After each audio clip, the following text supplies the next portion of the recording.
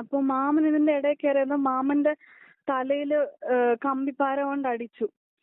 അപ്പൊ ഞാനും അച്ഛനെ എഴുതിപ്പിച്ച് മാറ്റാൻ വേണ്ടി പോയപ്പോ എന്നെ അവര് ഉപദ്രവിച്ചു. എന്റെ ഇടത്തെ കയ്യിലൊക്കെ അടിച്ചു. അത് കഴിഞ്ഞ് എന്റെ അമ്മുമ്മ എന്നെ പിടിക്കാൻ വേണ്ടി വന്നപ്പോ അമ്മുമ്മേനെ പിടിച്ച് തള്ളിയിട്ടു. അത് കഴിഞ്ഞ് ഈ ശബ്ദം കേട്ടിട്ട് എന്റെ അച്ഛന്റെ അച്ഛൻ ഇറങ്ങി വന്ന സമയത്ത് അപ്പച്ചനെയും സിറ്റ് ഔട്ടിന്റെ അവിടെ ഇട്ട് എന്നെ കമ്പിപ്പാരയൊക്കെ ഇട്ട് അടിച്ചു.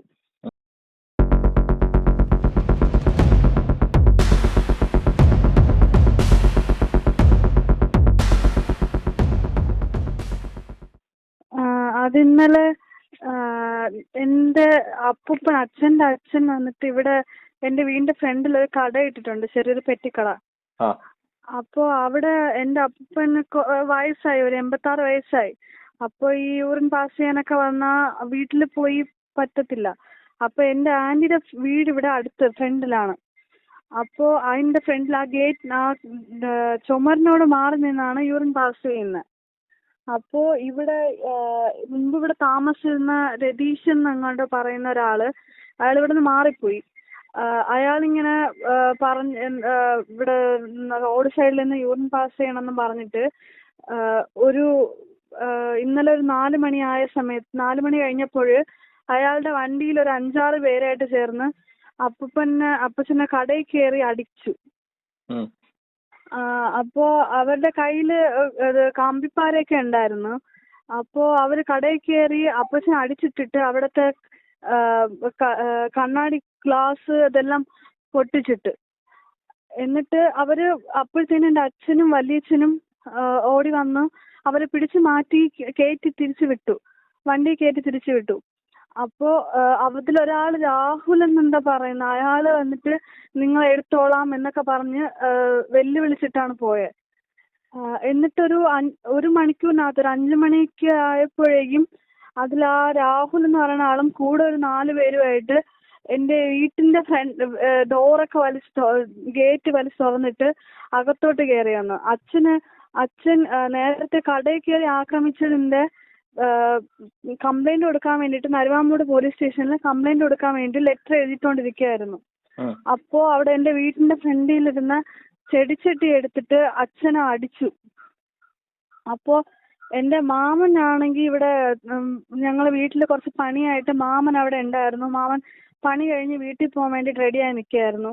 അപ്പൊ എന്റെ അമ്മുമ്മ ഉണ്ടായിരുന്നു. അപ്പോ ഇവര് വന്നിട്ട് അച്ഛനെ പിടിച്ച് തള്ളിയിട്ട് അടിക്കുകയുണ്ടായിരുന്നു.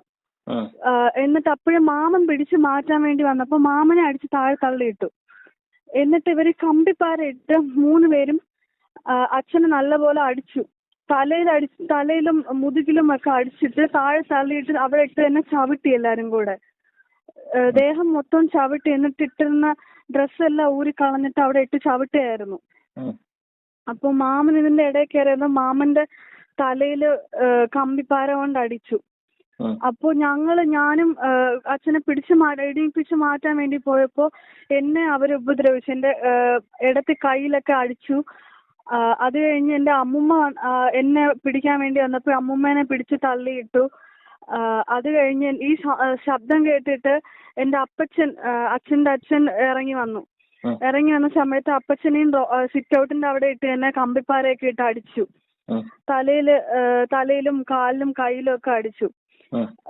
അപ്പോ നല്ല പോലെ തന്നെ അവരെ ഉപദ്രവിച്ചു.